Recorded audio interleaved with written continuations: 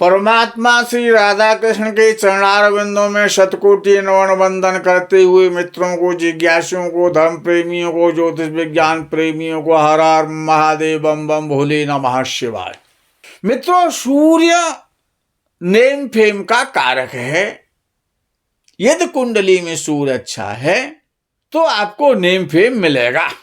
जैसे कि यदि जन्म कुंडली के तीसरे भाव में सूर्य हो तो जातक अदम्य साहसी होता है, पराक्रमी होता है और वीर होता है और बहुत जीवन में प्रयास और एफर्ट करता है। उसका आत्मबल बहुत बढ़ा चढ़ा रहता है, सरकार से सम्मान और प्रसिद्धि को प्राप्त करता है। संसार में और समाज में उसका नाम होता है, उसकी प्रसिद्धि होती है। संघर्ष करने वाला होता है, सब आदमी जुझारू होता है और धनवान होता है, बहुत सारा धन अपने द्वारा कमाता है। काव्य में, संगीत में, गोष्ठी में हमेशा उसकी रुचि रहती है, परंतु उसको अपने रिश्तेदारों और भाइयों से खुशी बहुत कम मिलती है और उनके द्वारा सम्मान भी नहीं मिलता। ना ही रिश्तेदारों को उससे खुशी मिलती है, उसके रिश्तेदार उसके पीछे बुराई करते हैं। ऐसे व्यक्ति के प्राय बड़ा भाई या तो होता नहीं है और होता है तो उसका सुख नहीं मिलता, वो अलग रहता है और वो अलग रहता है।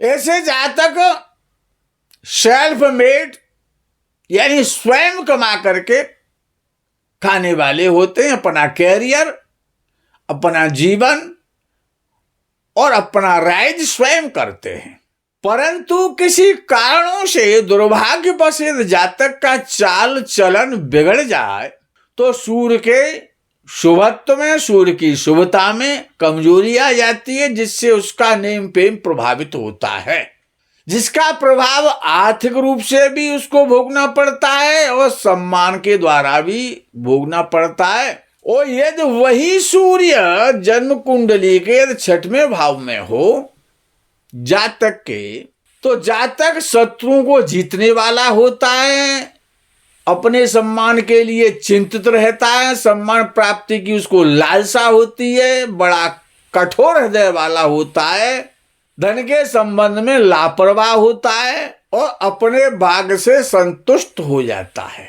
ऐसे जातक को, जिसका सूर्य जन्म कुंडली के 6वें भाव में बैठा हुआ है, सरकार की ओर से दंडादि जुर्माना संभावित होता है।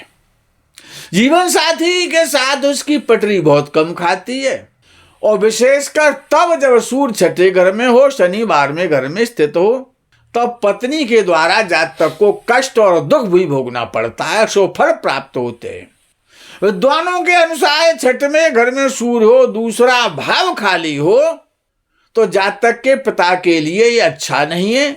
जातक के पिता का सुख जल्दी खत्म हो जाता है या उनसे पटरी नहीं खाती है। अशुभ सूर्य का प्रभाव जातक की संतान पर भी पड़ सकता है। और यदि 6वें भाव में सूर्य है और जन्म कुंडली का दूसरा भाव खाली है, तो ऐसे सूर्य को अच्छा करने के लिए हमेशा बंदरों को गुड़ और चना खिलाना चाहिए। सूर्य अष्टम भाव का स्वामी होकर के यदि 6वें भाव में बैठा है तो ये सबसे ज्यादा गलत है। राजपक्ष से, राज्य सरकार के द्वारा, राज्य कर्मचारियों के द्वारा ऐसे जातक को परेशानियों का सामना करना पड़ता है। ऐसा जातक यंत्र तंत्र मंत्र में रुचि रखने वाला होता है। ऐसे जातक के शत्रु अधिक होते हैं। जगह अष्टम भाव का स्वामी सूर्य बन जाता है और 6वें भाव में बैठता है। सूर्य पाप प्रभाव में हो तो जातक लंबे रोग से ग्रस्त रहता है। कन्या या मीन राशि में 6वें घर का सूर्य हो तो प्राय 6 रोग की संभावना बनती है।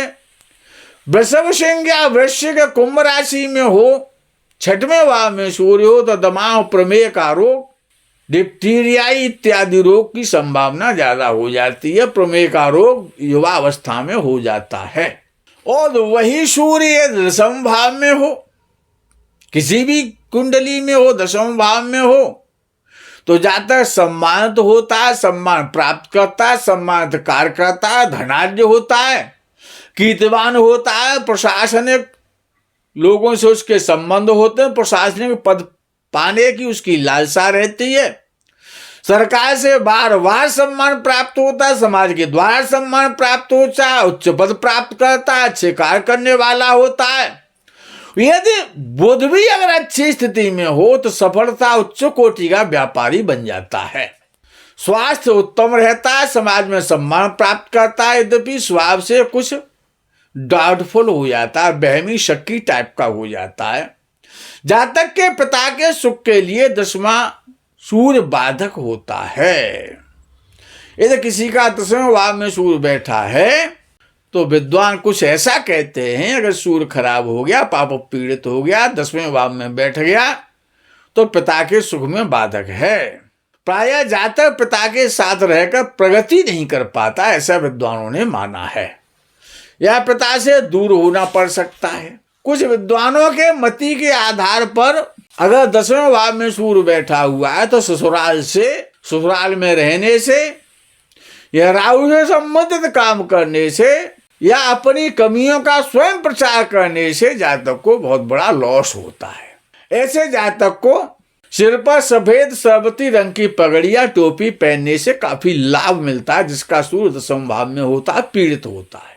उच्च का सूर्य 10वें भाव में हो तो जातक को बहुत अच्छा पद मिलता है और पॉलिटिक्स में उसका सम्मान प्राप्त होता है या सरकार में कोई उच्च पद पर आसीन होता है।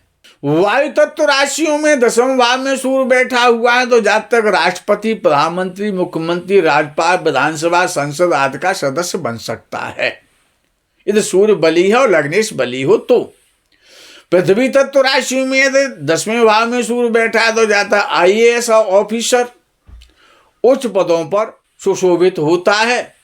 और जल राशियों में यदि सूर्य 10वें भाव में बैठा हुआ है तो आबकारी और आयकर विभाग से उसको लाभ प्राप्त होता है। अग्नि तत्व राशियों में यदि सूर्य बैठा हुआ, मेष, सिंह या धनु का बैठा हुआ, 10वें भाव में बैठा हुआ तो पुलिस या सेना में उच्च पद जातक प्राप्त करता है। वृश्चिक राशि का सूर्य ये 10वें भाव में बैठा है तो ऐसे जातक चिकित्सा के क्षेत्र में बहुत अच्छी सफलता प्राप्त करते हैं। लेकिन चिकित्सा के क्षेत्र में जाने के लिए शनि राहु की स्थिति को भी विचारणीय है, उसका भी विचार करना चाहिए। परंतु जिसका सूर्य 10वें भाव में होता है तो ऐसा जातक वृद्धावस्था में प्रायः रोगी देखा जाता है। यही 10वें भाव के सूर्य का दुष्परिणाम भी देखने में आता है। मित्रों, आज के प्रकरण को यही विराम करते हैं। आगे के प्रकरण का आप इंतजार करें। तब तक के लिए हर हर महादेव, बम बम भोले नमः शिवाय। जय गौ माता की।